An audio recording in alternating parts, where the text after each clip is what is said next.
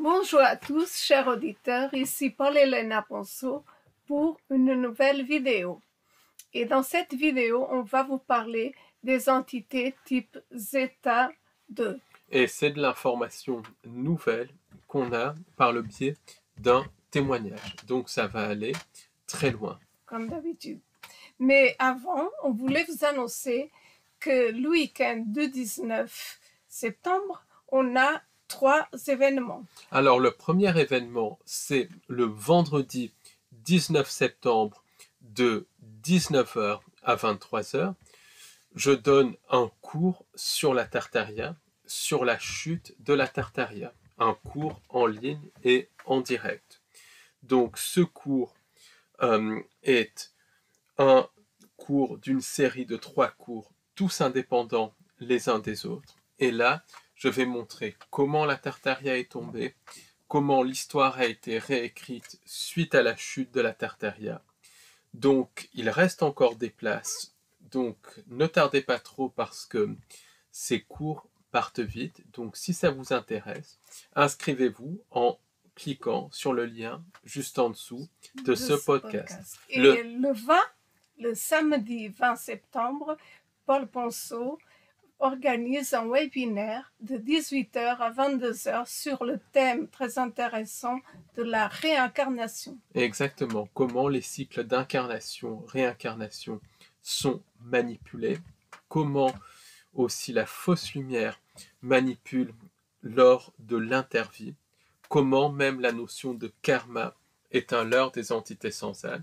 Donc là aussi, si vous souhaitez participer à ce webinaire, je mettrai le lien juste en dessous de ce podcast. Et le 21, le dimanche, on continue avec une visite guidée où on sera sur place à Paris sur le thème du MK Ultra et du contrôle mental. Donc cette visite guidée, conférence du dimanche 21 septembre 2025 aura lieu au 98 rue Saint-Denis. Donc on commence devant le musée de l'illusion, Paris 1er arrondissement, à 13h. Donc le métro pour y accéder, c'est le métro Châtelet, ligne 1 ou ligne 4, ou Étienne Marcel, ligne 4. Et on commence devant le musée de l'illusion, au 98 rue Saint-Denis, Paris 1er arrondissement, le dimanche 21 septembre à 13h.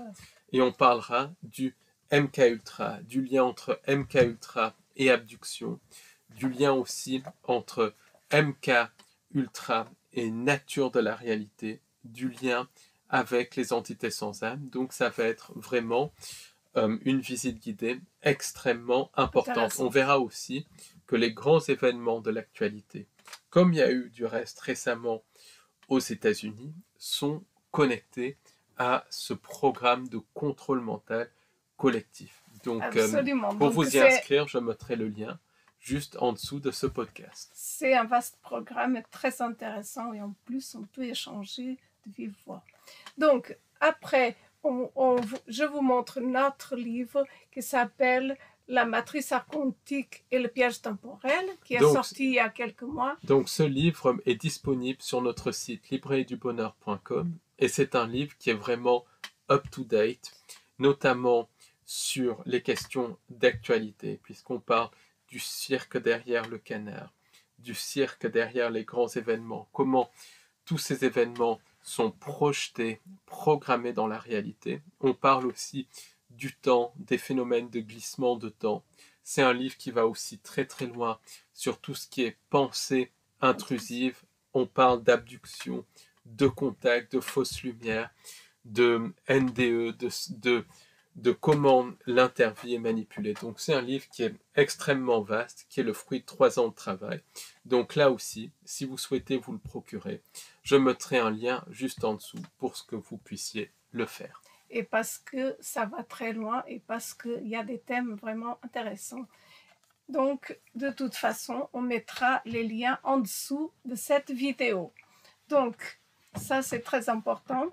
Et aujourd'hui, Paul, on va parler d'un type d'entité nouvelle qui s'appelle les entités zeta 2. Exactement. Alors, comment elles sont, comment elles fonctionnent Est-ce qu'elles sont différentes des autres types d'entités? Qu'est-ce que tu peux nous dire par rapport à ça? Alors, tout d'abord, comment ça a commencé? Ben, on a été contacté par une dame, donc, et cette dame qui vit dans l'est de la France parce qu'il se passe beaucoup de choses dans cette région, elle nous a expliqué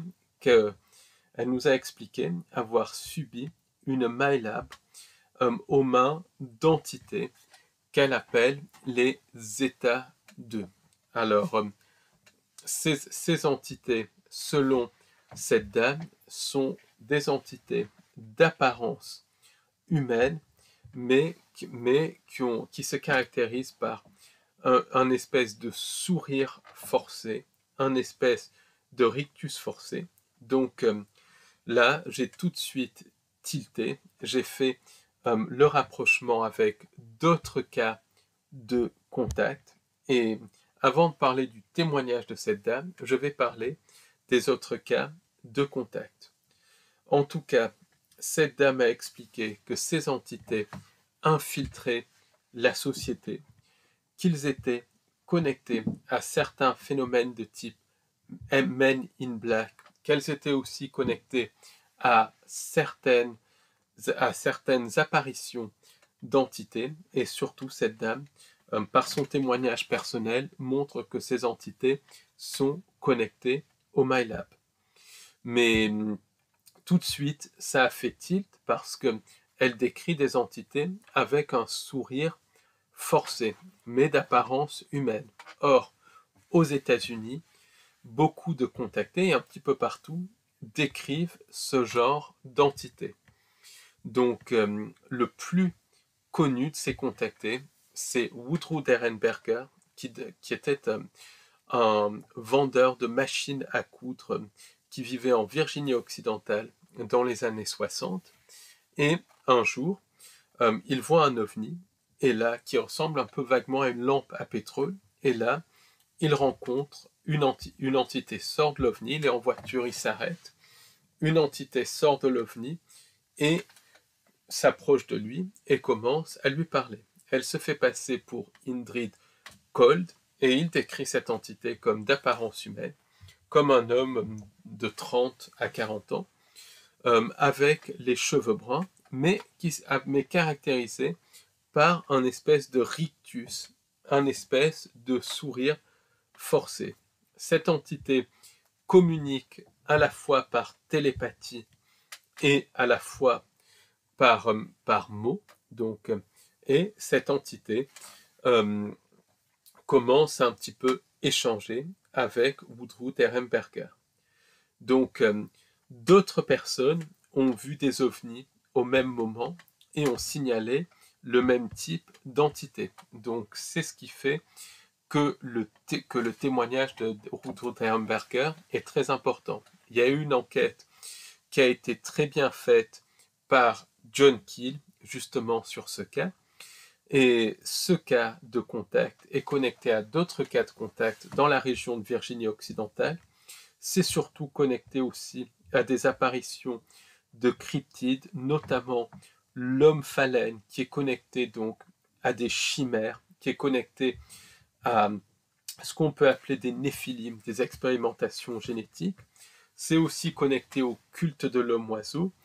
Et toutes ces apparitions, tous ces contacts sont connectés à une catastrophe, à la catastrophe de Point Pleasant, où un pont s'est effondré. Donc c'est très bien décrit dans le livre de John Keel, c'est décrit aussi dans le film de la prophétie des ombres. Et le film de la prophétie des ombres est en partie basé sur les apparitions de Mothman et aussi un petit peu sur le contact de Woodrow Derenberger. Donc, c'est pas le seul contact, il y en a eu beaucoup d'autres. Est-ce que ça a un lien avec les néphilim type tête de clown? Justement, ces entités fabriquent des néphilim, puisque les néphilim sont des croisements entre humains et anges déchus. Et la technologie pour faire ces croisements vient en partie de ce type d'entité, de ces entités de type Zeta 2. Et justement, tu parles du clown, le symbolisme du clown. Donc il y a eu un Anglais qui a fait une très très bonne recherche et qui montre que l'imagerie du clown est connectée à l'imagerie de type Néphilim. Et pourquoi? Parce que les clowns, le clown à l'origine, ça représentait un certain type de Néphilim issu de manipulation génétique. Donc le clown qui paraît anodin, quand les gens mettent un costume de clown, ils attirent tout ce type d'entité. Donc cette entité, donc Indrid Cold, qui est connectée à énormément d'autres entités, c'est des entités humaines. Et Woodrow Derenberger et sa famille, ce contact ne s'est pas arrêté là, puisqu'après, il a eu des visites de l'entité Indrid Cold et même de la famille d'Indrid Cold et même les enfants de Woodrow Derenberger, ils témoignent de ça. Il y a la fille de Woodrow Derenberger qui témoigne de tout ça. Et ces entités leur faisaient littéralement peur. Après, il y a eu du ciblage de Woodrow Derenberger par des facteurs humains, entre guillemets, et par des entités de type Man in Black. Mais pour moi, tout est interconnecté parce que littéralement, ces entités ont expérimenté avec Woodrow Derenberger pour le détruire et pour extraire son louche. S'en est suivi pour lui et sa famille d'énormes problèmes financiers, des problèmes de santé. Woodrow Derenberger s'est séparé de sa femme et du reste de sa famille suite à ça. Et même la fille de Woodrow Derenberger continue de vivre les répercussions de ce contact avec ce type d'entité. Sont physiques ou pas absolument physiques. C'est une physique différente, mais physique. Elles vivent parmi nous. C'est des entités qui vivent parmi nous. Et à part leur bouche, leur sourire qui est caractéristique, elles sont presque indistinguables des autres humains. Donc elles prennent la forme humaine. En fait. Elles prennent la forme humaine. Alors est-ce que c'est un type d'hybride? Est-ce que c'est issu d'expérimentation génétique? On ne peut pas trop savoir. En tout cas, ces entités sont vraiment parmi nous. Elles infiltrent toute l'humanité. Il y a du reste une dame donc, de Virginie occidentale qui s'appelle Suzanne Shepard. Et c'est une auteure américaine assez connue sur l'astrologie et tout. Et cette dame, justement, menait, au début des années 2000, des enquêtes sur les événements de Point Pleasant, notamment l'apparition du Mothman et notamment sur le cas de Woodrow Derenberger. Donc, cette dame, elle était à une conférence en train de vendre ses livres et un homme s'approche d'elle. Cet homme a à peu près 35 ans et il commence à discuter avec elle. Et elle se rend compte que cet homme a énormément de connaissances sur les Mothman, sur les phénomènes paranormaux. Donc c'est...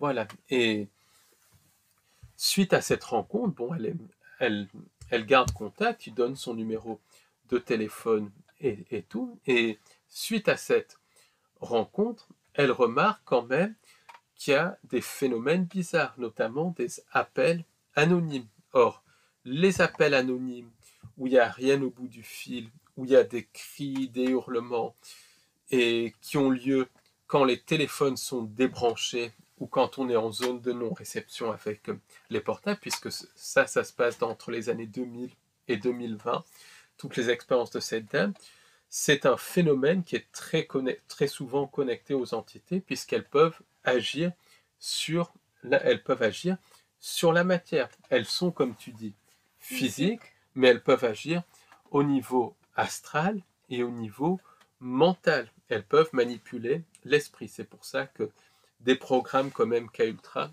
sont connectés aux entités.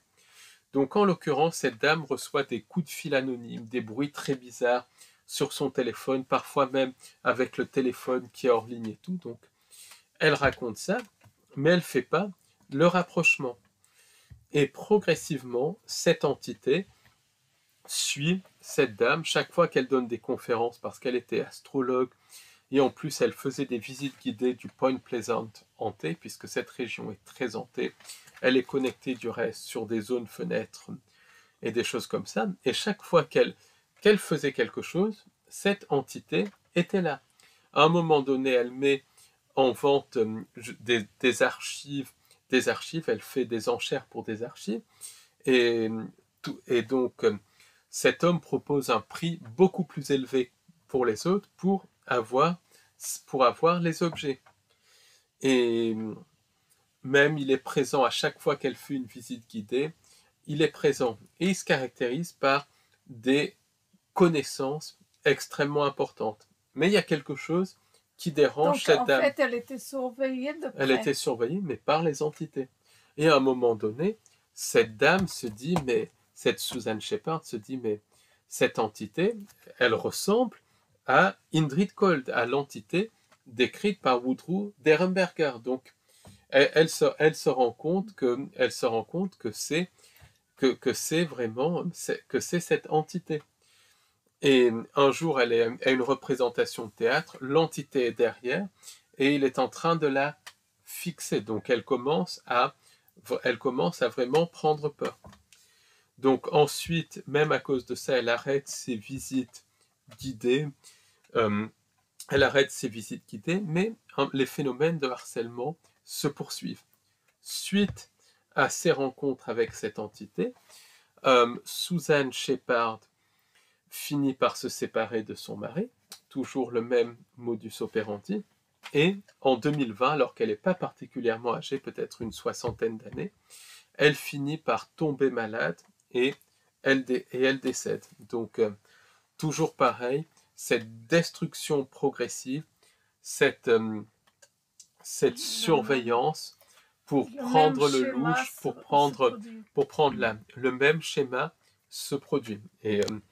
Et vraiment, elle décrivait cette personne qui était extrêmement bizarre. Il y avait des phénomènes paranormaux qui se passaient, beaucoup de choses. Donc, on voit bien quand on lit le témoignage de cette Suzanne Shepard, qui a été du reste rapporté par Nick Redfern, donc un chercheur spécialisé, on se rend compte que ces entités comme Indrid Cold sont connectées aux Men in Black.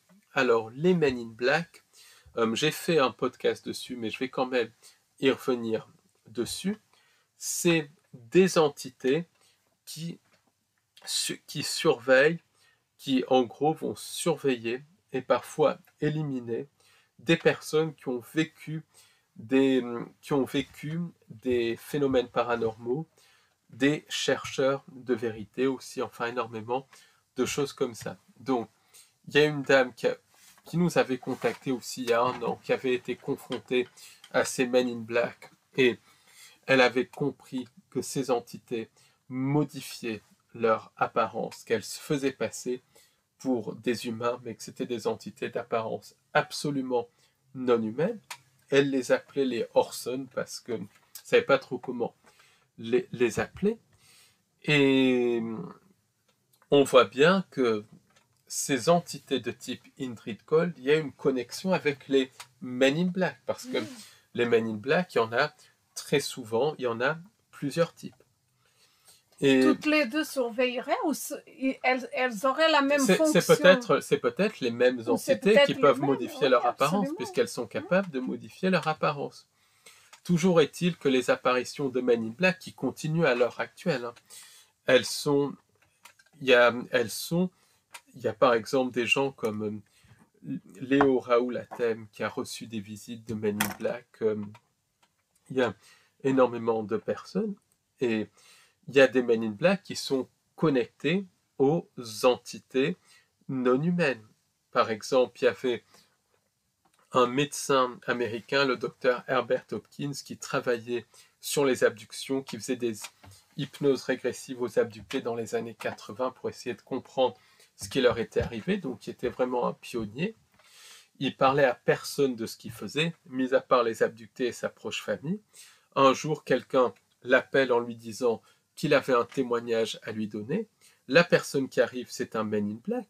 le Men in Black devine que Herbert Hopkins avait dans sa poche des pièces, et il lui dit de prendre les pièces. Herbert Hopkins prend les pièces, et le Men in Black désintègre les pièces dans la main de Herbert Hopkins. Et il lui dit en gros qu'il lui désintégrerait le cœur s'il continuait. Donc Herbert Hopkins arrête tout de suite. De même, le chercheur Nick Redfern a eu des expériences avec des Men in Black extrêmement effrayantes. Et les apparitions de Men in Black sont suivies très souvent de phénomènes paranormaux, d'incendies bizarres. Ça s'est connecté aux entités sans âme. Les apparitions de Men in Black sont aussi suivies de phénomènes de type poltergeist. Pourquoi? Parce que les entités se manifestent au niveau physique et au niveau psychique. Les phénomènes de type Men in Black sont aussi suivis de problèmes financiers, problèmes de couple et de problèmes de santé. Beaucoup de personnes développent des cancers et des maladies chroniques suite aux apparitions de Men in Black. Et ça, c'est un tabou. Après, il y a les hommes finalement qui apparaissent avec le chapeau, avec c'est les hommes au chapeau, exactement, etc. Ou c'est bien pire, c'est pire que ça. Alors certains sont habillés comme ça, mais d'autres sont complètement d'aspect normal. Est-ce que tu dirais que c'est les gardiens de la matrice finalement? En tout cas, ils jouent un rôle dans la matrice. Oui. On dirait qu'ils prennent des mesures dans la matrice, qu'ils font une expérimentation sur les gens. Mais un rôle important, parce que j'ai même vu des publicités dans Paris avec leurs photos. Ils jouent un rôle important, et je dirais pas que c'est forcément des gardiens de la matrice, mais ils jouent un rôle important. C'est eux qui supervisent selon cette dame qui a eu des expériences avec les Men in Black, et selon Heidi Hollis, aussi une chercheuse américaine, ce sont eux qui supervisent et qui expérimentent la manière la plus efficace d'extraire le louche. En gros, c'est les entités qui peaufinent, qui perfectionnent le vampirisme psychique et l'extraction d'âme. Et les Men in Black, ça va très très loin. C'est aussi connecté au stalking. Par exemple, il y avait un couple de personnes ciblées que je fréquentais il y a quelque temps, et eux décrivaient très clairement des Men in Black qui participaient à leur surveillance, qui participaient à leur ciblage. Et les Men in Black sont souvent associés aux costumes noirs et aux chapeaux. Certains le sont, mais d'autres sont habillés normalement. Simplement, ils se distinguent par un teint blafard, par un sourire bizarre, exactement comme les entités de type Indrid Cold. Et parfois des comportements robotiques. Donc on voit bien qu'il y a cette connexion à des formes d'IA, à des consciences collectives. Enfin, ça va très loin. Après, il y a d'autres types de Men in Black qui sont connectés à la civilisation parallèle, aux sociétés secrètes tartariennes, et qui sont connectés à l'ordre noir. Mais là, c'est un petit peu différent. L'ordre noir, c'est des Men in Black qui sont connectés à la face ésotérique de services de renseignement, de sociétés secrètes, qui cherchent justement à éliminer des personnes qui dérangent le système, mais là, c'est plus un ciblage de chercheurs de vérité, de personnes qui sont connues, on va dire, ou de personnes qui ont mis au point des inventions, des moteurs à énergie libre, d'artistes qui dérangent et tout. Là, pour le coup, les Men in Black dont je parle de type entité, ils vont cibler des personnes qui ont vécu des phénomènes paranormaux, mais qui n'en ont parlé absolument à personne. C'est ça. Et par exemple, Herbert Hopkins, en dehors de ses patients, en dehors de sa famille, il ne parlait pas de son activité. Donc on voit bien que c'est au-delà de services de renseignement au-delà de sociétés secrètes, les Men in Black, pour certains, c'est des entités à part entière. Et selon cette personne qui a été ciblée par les Men in Black, qui a même subi un stalking connecté aux Men in Black, ces entités sont là pour expérimenter, elles coordonnent le ciblage, coordonnent aussi certains phénomènes paranormaux pour vampiriser un maximum de louches, pour vampiriser un maximum d'énergie de peur. Heidi Hollis, justement, elle parle du Hatman. Le Hatman, c'est une entité à chapeau de type Men in Black, qui est aussi associée à des entités des ombres, qui peut à la fois se matérialiser physiquement et à la fois prendre l'aspect d'un être des ombres avec chapeau. Et Heidi Hollis parle justement de ces entités des ombres qui portent donc un chapeau, comme les mafieux, chapeau d'ailleurs qui rappelle Saturne, comme porte la femme du canard du reste. C'est tout interconnecté.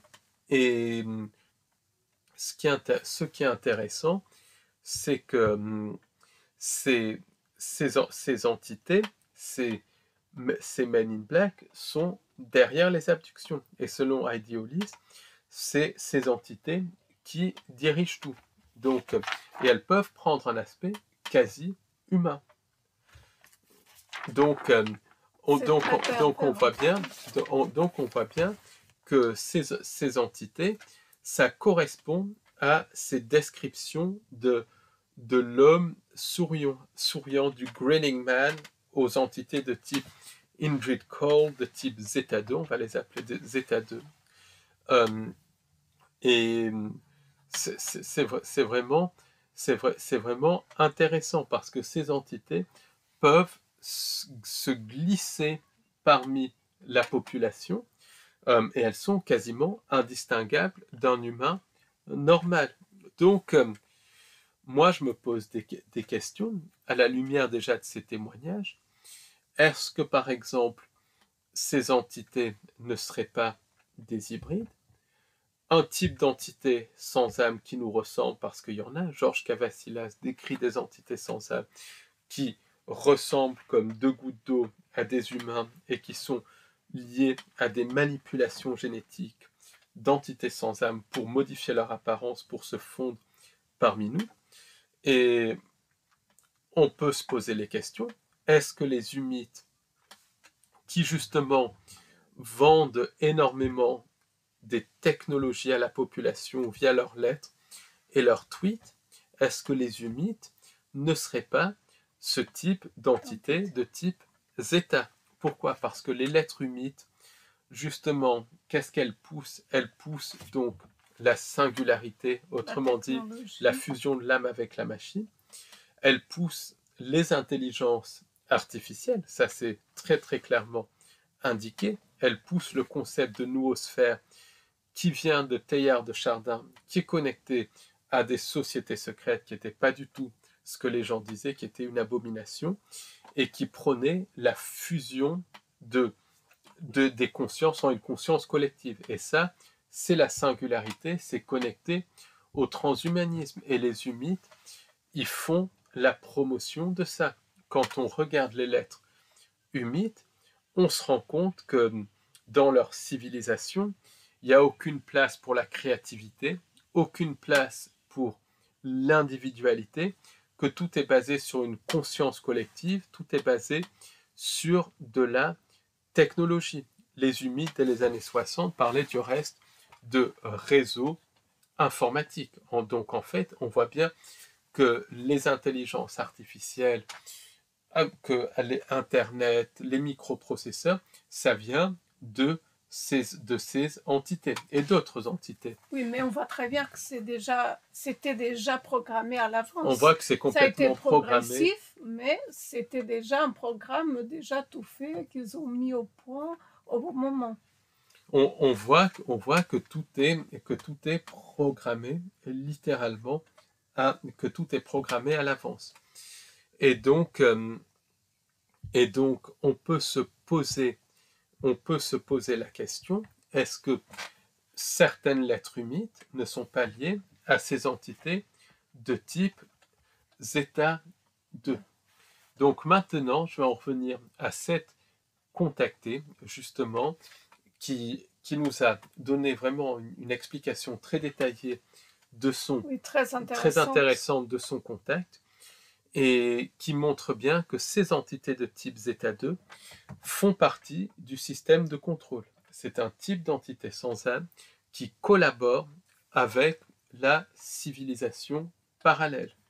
Cette civilisation parallèle qui est connectée à la face ésotérique du complexe militaro-industriel.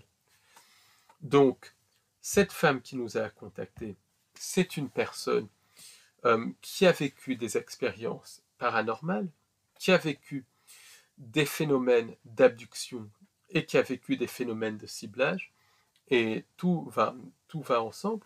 Et un jour, cette personne est chez elle et elle voit des lumières, des lumières bizarres, des lumières bleues.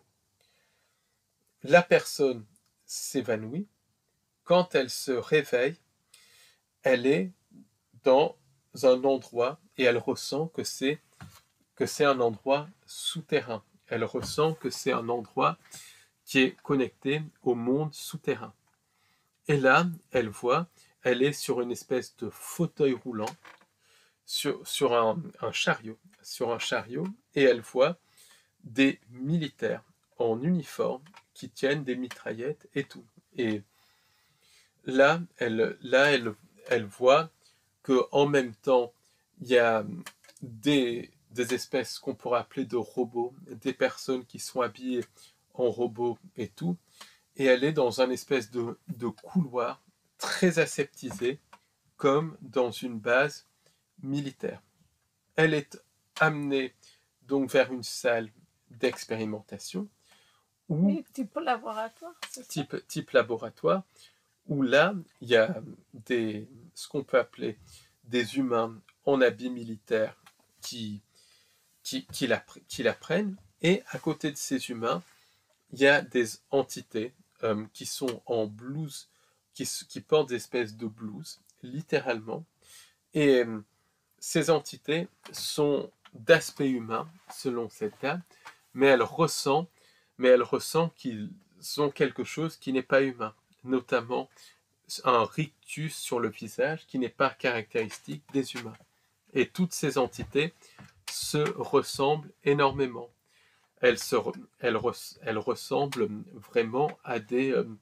voilà, comme si elles avaient été clonées ou quelque chose. Elle sent bien qu'il y a un phénomène extra-humain. Elle ressent bien qu'il y a cette collaboration entre ces entités qu'elle appelle les états 2 et en gros le CMI, la face ésotérique du CMI. Là, elle subit des prélèvements de matériel génétique, de sang, de lymphe. Elle sent qu'elle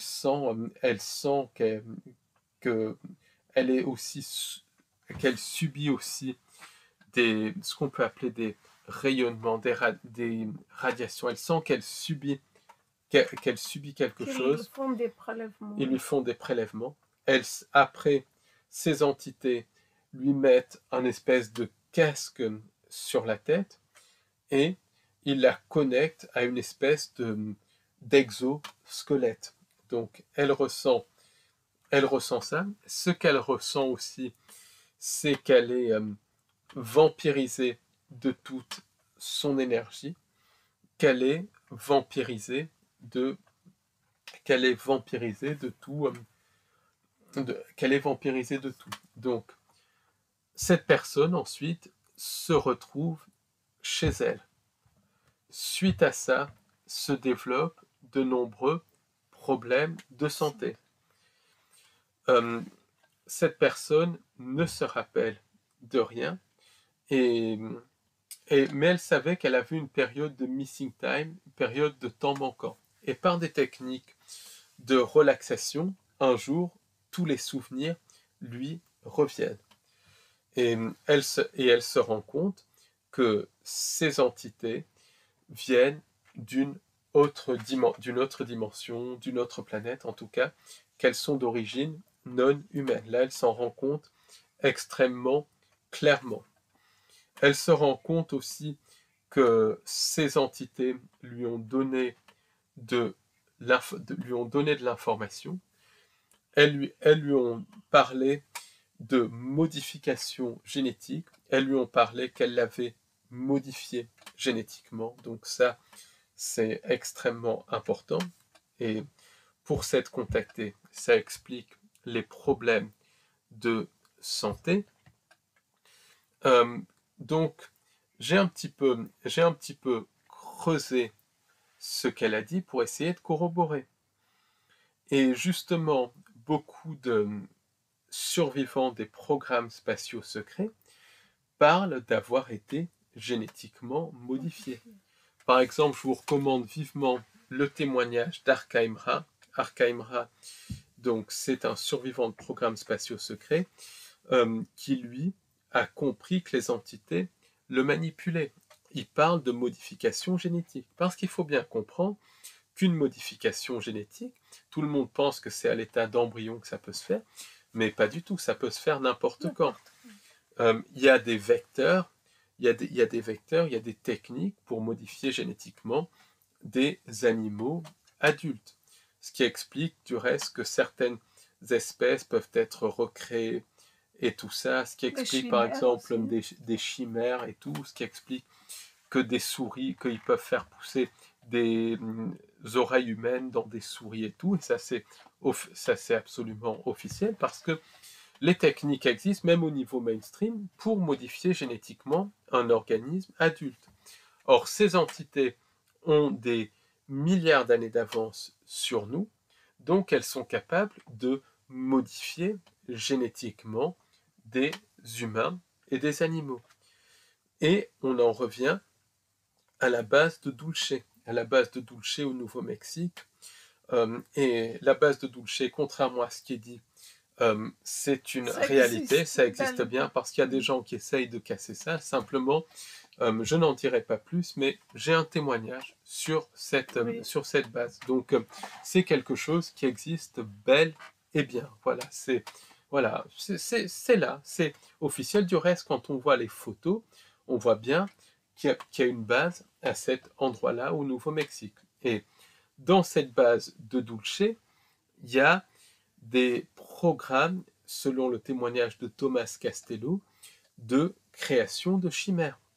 Pendant longtemps, je pensais que ces chimères étaient faites à partir d'embryons qui étaient ensuite génétiquement modifiés avec de l'ADN d'animal, avec de l'ADN d'entités sans âme, puisqu'il y a une collaboration entre humains et entités sans âme à la base de Dulce. Et après le témoignage de cette dame, je me suis dit, mais c'est bien pire que ça. C'est des humains qui sont enlevés, qui sont génétiquement modifiés et littéralement transformés en chimères. Et on peut penser qu'il y a beaucoup de disparitions qui sont connectées à ces installations secrètes, qui sont un peu partout dans le monde, qui sont connectées à la civilisation parallèle, et on peut se demander est-ce que certaines personnes disparues ne sont pas génétiquement modifiées. Oui, puisque transformée en chimère. Cette dame a été légèrement génétiquement modifiée, ce qui lui a apporté des problèmes de santé, mais dans son malheur, elle a eu de la chance. Si elle avait été beaucoup plus génétiquement modifiée, elle aurait pu être transformée en chimère, en cryptide et tout. Oui, et puis elle a dit qu'ils étaient beaucoup. Et il n'y a qu'elle et une autre qui ont pu s'en sortir. Oui, et ça corrobore d'autres témoignages de ces expérimentations de type MyLabs. Mais comme on le voit dans les MyLabs, il y a toujours un facteur humain connecté au CMI, à la face ésotérique du CMI, mais il y a toujours le facteur entité non humaine. Il y a toujours ce facteur. Pourquoi ? Parce qu'il y a une collaboration. Mais où je voulais en venir, c'est que quand des gens aperçoivent des dogmènes des Bigfoot et tout, est-ce que certains d'entre eux ne seraient pas des humains enlevés et génétiquement modifiés? Et voilà, c'est abominable. Mais du reste, Même dans le un... cas pardon, de Chupacabra, c'est un mélange de deux animaux, de plusieurs de animaux. Donc, plusieurs est-ce que c'est animaux. pas des personnes qui ont été enlevées et génétiquement modifiées? Ça pourrait expliquer certaines apparitions de cryptides. Par exemple, Tom Lyons, dans son livre Living Among Bigfoot, parle du cas d'une personne qui a été disparue et génétiquement modifiée au cours d'expérimentation. Et ça, c'était connecté à des apparitions de Bigfoot et tout. Donc on voit bien que c'est multifactoriel. Toujours est-il que cette dame a réussi à se remémorer de ce qu'elle vivait, mais vraiment en détail, et elle s'est rendue compte que pour ces créatures de type Zeta 2, ce qui comptait pour elle, c'était l'expérimentation. C'était même pas le résultat, c'était l'expérimentation. Elle s'amusait littéralement à expérimenter sur les personnes. Et ce qu'elle disait, c'est que elle sentait bien quand ces entités la torturaient, Oui. parce que c'était de la torture, elle sentait bien quand elle sentait bien la douleur et qu'elle se nourrissait littéralement oui. de cette douleur, qu'elle se nourrissait de ce louche. Donc, ensuite, cette personne, par des techniques de relaxation, sans passer, je précise, par des HRE et tout ça, elle a voulu enquêter sur ces entités de type Zeta 2. Elle s'est rendue compte qu'elles provenaient d'une autre dimension qu'elle appelait Zeta 2, rien à voir avec Zeta Reticuli et les réticuliens des époux Hill. Ça, c'est encore autre chose. Et c'est le nom qu'elle a donné à cette dimension, Zeta 2. Donc cette personne se rendait compte que ces entités provenaient d'une autre dimension et qu'elles étaient extrêmement haut placées dans la hiérarchie des entités sans âme. C'était pas le sommet, mais elles étaient très très haut placées. Oui, puisqu'elle parlait de ces entités qui avaient une monnaie d'échange pour qu'ils fassent le travail qu'on leur demandait. Je vais justement y revenir sur la monnaie d'échange. Donc on voit très bien qu'il y a toute une hiérarchie derrière. C'est très très très hiérarchisé. Et elle expliquait que ces entités collectaient des informations et de l'énergie et du louche suite aux expérimentations qu'elle menait. Et elle expliquait que ces entités étaient, en gros, étaient derrière beaucoup de technologies de ces entités sans âme. Et voilà, ce qu'elle décrit, c'est que ces entités sont absolument connectées, vraiment connectées aux expérimentations et qu'elles sont très haut placées dans la hiérarchie. Et elle a vu que beaucoup d'entités sans âme, puisque c'est très hiérarchisé et très spécialisé, un petit peu comme dans une ruche, il y a les ouvrières qui sont spécialisées dans la récolte du miel et d'en nourrir les larves. Il y a les mâles qui sont autour de la reine et tout. Il y a la reine. Il y a ensuite d'autres abeilles qui sont spécialisées, qui sont les soldats de la ruche. Et cette dame a expliqué que les entités sans âme, c'est pareil. Chaque catégorie d'entités sans âme était extrêmement spécialisée, ce qui fait sens parce que ces entités sans âme sont toutes connectées à une conscience collective, la conscience collective de la matrice qui est une forme d'IA, qui a été mise au point par les anges déchus. Donc on parle pour ces entités de type Zeta 2, et attention, c'est le nom qu'elle a donné, ça n'a rien à voir avec Zeta Reticuli, ce ne sont pas des anges déchus, c'est des entités qui sont extrêmement spécialisées dans des technologies notamment liées à la manipulation génétique, mais aussi à la modification de la réalité et à la reprogrammation de la réalité. Et donc cette dame que je vais appeler que je vais appeler Jeanne, cette dame donc, que je vais appeler Jeanne, nous a expliqué que non seulement ces entités étaient derrière les abductions, qu'elles fournissaient la technologie des abductions, notamment les abductions en base souterraine, les abductions connectées au CMI, mais qu'elles étaient aussi derrière le ciblage. Et ça fait tout à fait sens, puisque le ciblage, regarde, le ciblage, il y a un facteur humain avec le théâtre de rue, l'utilisation d'armes à énergie dirigée, l'utilisation de magie noire. Mais il y a aussi le facteur entité sans âme, le facteur humain du ciblage est connecté à la face ésotérique du CMI.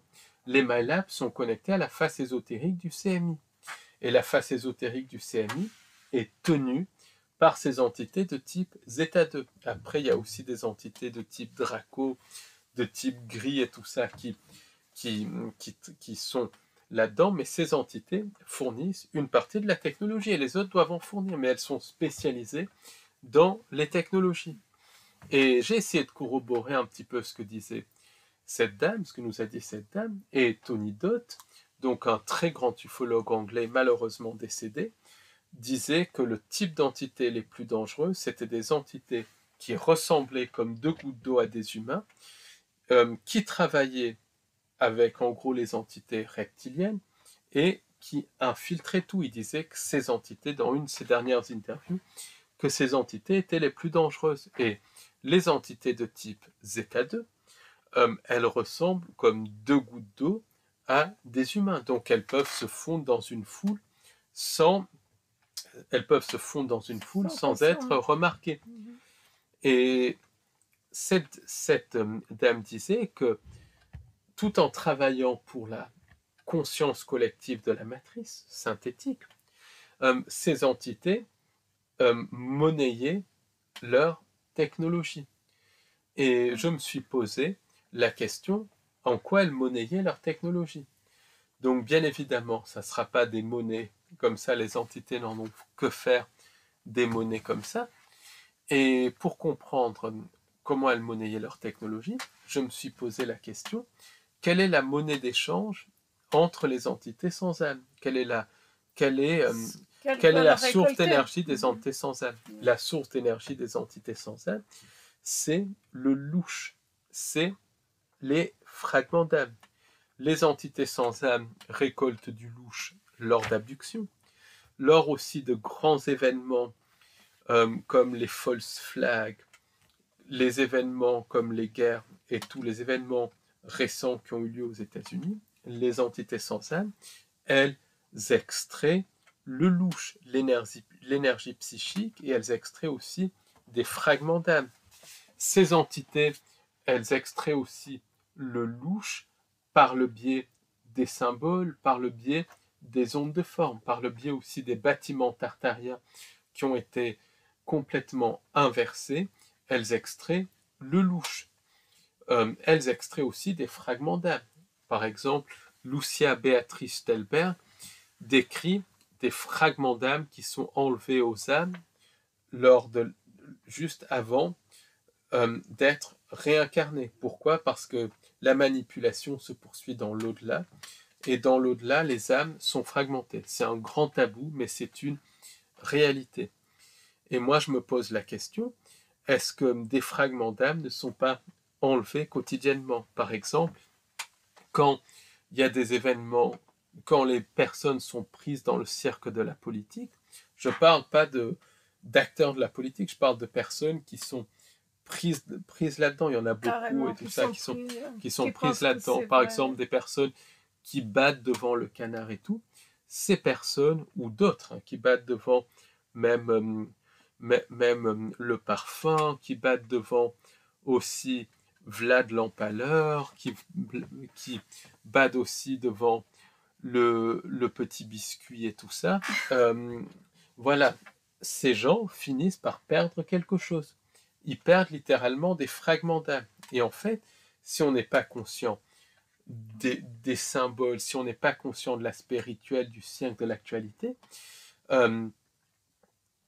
on peut y perdre des fragments Oui. d'âme parce Est-ce que que tu c'est des penses rituels que... pour prendre l'âme. Donc moi, ce que je me pose comme question, c'est que la monnaie d'échange entre les différentes entités, c'est le louche, mais Le aussi les louche. fragments d'âme. D'âme, oui. Tu penses que les entités sans âme, elles ont besoin d'avoir tout un processus pour vampiriser, ou bien elles n'ont pas besoin et la personne peut se retrouver vampirisée? Elles peuvent vampiriser, elles vampirisent par les grands rituels, mais elles peuvent aussi vampiriser en créant des liens. Elles peuvent aussi se mettre autour d'une personne qui n'est pas consciente et vampiriser la personne par les pensées intrusives, en provoquant des disputes et tout. Une fois qu'elles ont pris suffisamment de louche, elles s'attaquent à l'âme et elles prennent l'âme fragment par fragment. Ce qui explique que beaucoup de channels, de médiums qui se font leurrer par des entités sans âme finissent par devenir des coquilles vides et être totalement possédés parce que fragment d'âme par fragment d'âme, ils perdent leur âme. Et ça explique pourquoi beaucoup de contactés, notamment connectés au galactique, deviennent des coquilles vides, littéralement. Il suffit de voir, parce qu'ils se font leurrer. Ils donnent leur énergie de dévotion, leur louche. Une fois que le louche est donné, les entités prennent des fragments d'âme. Donc quand cette dame, quand Madame Jeanne nous dit justement que ces entités de type zeta monnaient leur technologie, la monnaie d'échange, c'est le louche. En fait, elle demande aux entités de leur fournir du louche en échange de technologie. Tu penses que ce louche, il est physique ou bien Le louche, psychique? pour moi, le louche, c'est la vraie énergie libre. C'est la vraie énergie libre. Pour moi, toute la civilisation parallèle, toutes les civilisations entre guillemets d'entités sans âme, parce qu'elles sont tous sauf des civilisations quelque part, est basée sur le louche. C'est tout basé sur l'énergie psychique. Par exemple, même quand les entités sans âme utilisent leur vaisseau interdimensionnel, la source d'énergie, c'est l'énergie psychique qui est convertie en électricité. En fait, l'énergie libre, il y a l'énergie qui est présente autour de nous, mais la vraie énergie libre, c'est l'énergie psychique. Du reste, il y a une métaphore de ça dans le film Matrix, où Morpheus montre à Neo une pile et dit « voilà ce qu'on est ». Et en fait, on est vraiment une pile pour ces entités. Après, les entités utilisent le louche et se l'échangent entre elles comme une monnaie. Et comme une monnaie et tout. Et à la fois les entités collaborent tous pour cette conscience collective, mais à la fois il y a des luttes entre entités, un petit peu comme parfois dans une même fourmilière, il y a des luttes entre fourmis, ça arrive parfois. Pourquoi ou même dans un clan de loups, il y a deux loups qui vont se battre. Pourquoi ça arrive? Pour avoir un maximum de louches, parce qu'elles se battent pour le louche. Donc elles vont toutes collaborer entre elles pour prendre un maximum de louches, mais après pour se partager le gâteau, elles vont... Est-ce que tu penses que le louche, finalement, il varie selon la personne, ou bien c'est tout simplement tous les humains qui ont du louche tous les humains qui ont... Alors un PNJ n'aura pas de louche ou très peu de louche, mais tous les humains qui ont une âme, qui ont une connexion divine, ont du louche. Et c'est pour ça que les entités nous leurrent à consentir à la fausse création pour nous utiliser comme source d'énergie. Et en fait, le but des cycles d'incarnation-réincarnation, c'est de vampiriser notre louche. Et une fois, comme tu disais une fois qu'il n'y a plus de louche, l'âme est phagocytée. Comme tu disais tout à l'heure, une fois que le louche est récolté, nous sommes des coquilles vides et ça c'est vraiment inquiétant et ça c'est quelque chose que je vois de plus en plus. Je ne sais pas si tu t'en rends compte, mais c'est quelque chose qu'on voit de plus en plus, c'est-à-dire des personnes sans émotion, des personnes vides, des personnes presque effacées. Oui, oui, c'est voulu de toute manière.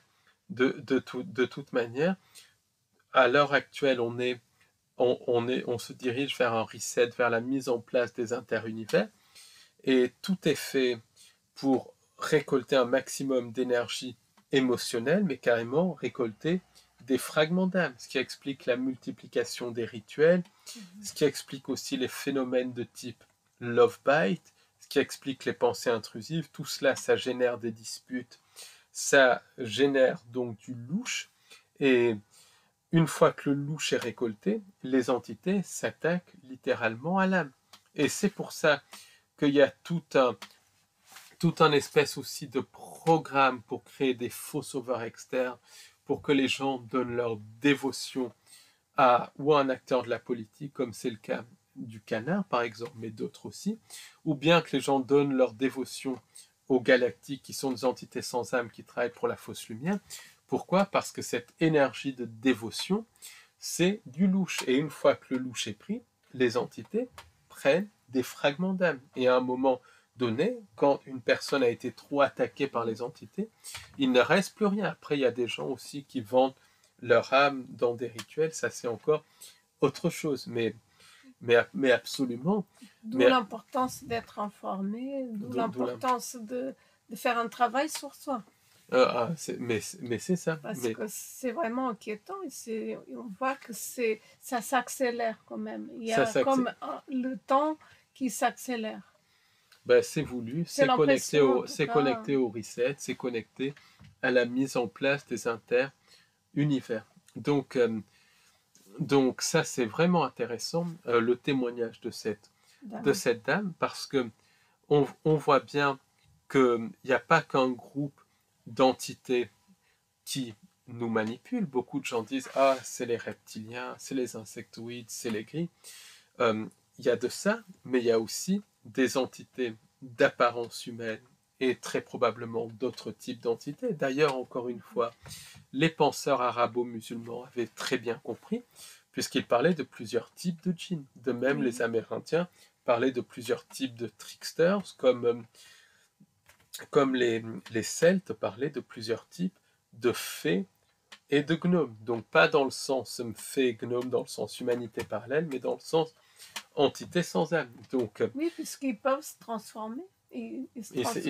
Non seulement ils se transforment, mais il y a plusieurs types d'entités. Et ces différents types d'entités vont être spécialisés un petit peu comme les ouvriers d'une ruche dans différentes tâches. Et par contre, ces entités sont prédatrices. Elles cherchent le louche, elles cherchent l'âme et elles cherchent aussi le sang. Et elles vont à la fois être spécialisées et collaborer ensemble pour prendre le louche, mais elles vont aussi se battre entre elles pour avoir la plus grande part du gâteau. En fait, le témoignage de cette dame et d'autres témoignages montrent que ces entités ne sont pas un groupe monolithique, mais elles travaillent tous pour le même objectif, prendre des âmes. C'est des vampires psychiques. Et du reste, ces luttes entre entités, ça peut être quelque chose qui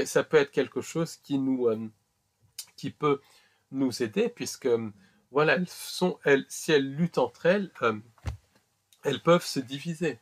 Donc, je ne pense pas qu'il y a une envie, de la part de beaucoup de personnes, on va dire ça de cette façon, de cacher ces entités, et par contre ils vont mettre en avant dans les merdias, dans tout ça, l'AIA. Est-ce que tu penses que c'est un lien ou l'AIA est connectée aux entités de toute manière. Oui. Les mais entités... est-ce que ce n'est pas une étape en plus pour faire penser que maintenant il n'y a que l'AIA et que les entités, alors que finalement, il n'y a plus rien qui se passe. Je vois ce que tu veux dire. En fait, IA et entité, ça collabore ensemble. Les entités sont des formes d'IA puisque ce sont des programmes, des émanations de la matrice qui a été mise en place par les anges déchus. Donc, c'est des formes d'IA. Ces entités ont elles-mêmes mis au point des formes d'IA.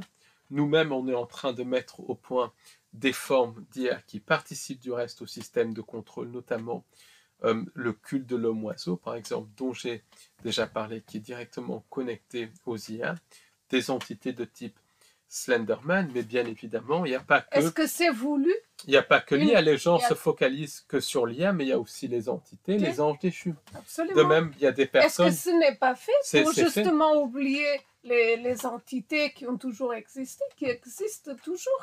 Bien évidemment, c'est fait pour ça. C'est fait pour ça, parce que c'est un tout. Il y a les anges déchus, les IA et les entités. Donc, bien évidemment, focaliser les gens sur l'IA, ça leur fait oublier les entités, comme focaliser les gens sur les entités, Oui, ça leur fait absolument. oublier les IA, alors Oui, oui. que le système de contrôle est multifactoriel. Multifactoriel. Après, il y a exactement. aussi les anges déchus, et derrière ça, il y a nos capacités créatrices et notre conscience, et nos capacités créatrices qui sont court-circuitées, et notre conscience qui est écrasée. Donc, c'est extrêmement important de se rappeler de qui on est, de prendre conscience de qui on est. Et la prise de conscience, c'est déjà s'informer, connaître les entités, connaître les IA, connaître comment fonctionne ce système de contrôle, c'est vital parce que le système de contrôle fonctionne parce qu'on est ignorant. Et c'est pour ça que les témoignages sont hyper importants. Et je remercie du reste Jeanne, elle se reconnaîtra, de nous avoir transmis son témoignage, ses informations. Je remercie toutes les personnes qui ont témoigné parce que c'est justement par la connaissance de ces entités qu'on arrivera justement à comprendre le système de contrôle. Donc ça passe par l'information. Et la prise de conscience, ça passe par l'information, aussi prendre conscience de qui on est. Et ça passe par savoir quelles sont les pensées qui viennent de nous, quelles sont les pensées qui viennent de l'extérieur. Donc ça passe par une connaissance de soi. Ensuite, ça passe par un travail sur soi pour justement combler les failles par lesquelles les entités, les IA nous manipulent par les pensées intrusives. Parce que ces entités, justement, ces entités de type zeta, dont nous a parlé la dame qu'on appelle Jeanne, elles manipulent aussi les pensées. Elles sont capables de manipuler nos pensées, de nous faire prendre des vessies pour des lanternes. Donc elles sont connectées à certaines pensées intrusives. Donc c'est vraiment identifier les pensées qui viennent de nous et les pensées de l'extérieur. Le pire avec les pensées, c'est qu'on pense que c'est nos pensées, alors que la plupart du temps, ce ne sont pas nos pensées. Donc, faire attention par rapport aux pensées. Et après, ce qui est hyper important aussi, c'est comment expliquer ça, de combler les failles dans lesquelles s'engouffrent les pensées, puisque il y a notre subconscient, notre mental, elle s'accroche au mental, et elle s'accroche aux failles dans le mental et dans le subconscient. Et le mental et le subconscient, ça n'a rien à voir avec les entités, mais elles s'y accrochent dessus. Elle s'y accroche dessus pour nous manipuler. Oui, il y a une chose qui est très intéressante, c'est que l'humain est faible dans le sens où il a des failles, il peut avoir beaucoup de failles, mais il est très puissant parce qu'il est créateur. À partir de là, il faut se rappeler de ça tous les jours. Et ce qui est important, c'est de créer un canevas de réalité, justement, pour que les entités ne puissent plus projeter leur réalité, parce que on crée des canevas et les entités projettent leur réalité. Si on se crée notre propre bonheur dans le quotidien, on crée un canevas de réalité qui vibre au-delà de la réalité projetée par les entités. Donc c'est vraiment important de se créer son propre bonheur dans le quotidien, tout en étant conscient. Et ça passe par des choses simples, promenade en forêt, prendre un café, faire un gâteau. Oui, il y a des gens qui se créent leur canevas comme ça, lire un livre, des choses hyper simples, cueillir des fleurs. Donc c'est vraiment se créer son propre bonheur dans le quotidien. Comme ça, on crée un canevas qui vibre au-delà des entités sensibles et à un moment donné, et elles projettent leur réalité, mais leur réalité ne peut pas se mettre sur le canevas. Et de fil en aiguille, on crée un canevas qui vibre tellement haut qu'elles ne peuvent plus projeter leur réalité. À ce moment-là, on crée une réalité humaine. Ensuite, c'est transmettre ce bonheur à un maximum de personnes pour qu'individuellement, et collectivement, on crée un canevas de réalité qui Humaine. vibre au-delà des entités sans âme, pour qu'on crée une réalité humaine. Et je pense que la clé, c'est vraiment notre conscience, puisque les entités n'ont pas de conscience individuelle, elles ont une conscience collective, mais pas de conscience individuelle. Et l'autre clé, c'est nos capacités créatrices, c'est créer un canevas de réalité qui vibre au-delà des entités sans âme pour qu'on crée une réalité humaine. Et c'est ça Absolument. la clé. Merci de nous avoir écoutés et à- merci beaucoup de nous soutenir et continuer à nous soutenir. Merci. Merci, au revoir, Au revoir, à bientôt. à bientôt. Merci, au revoir.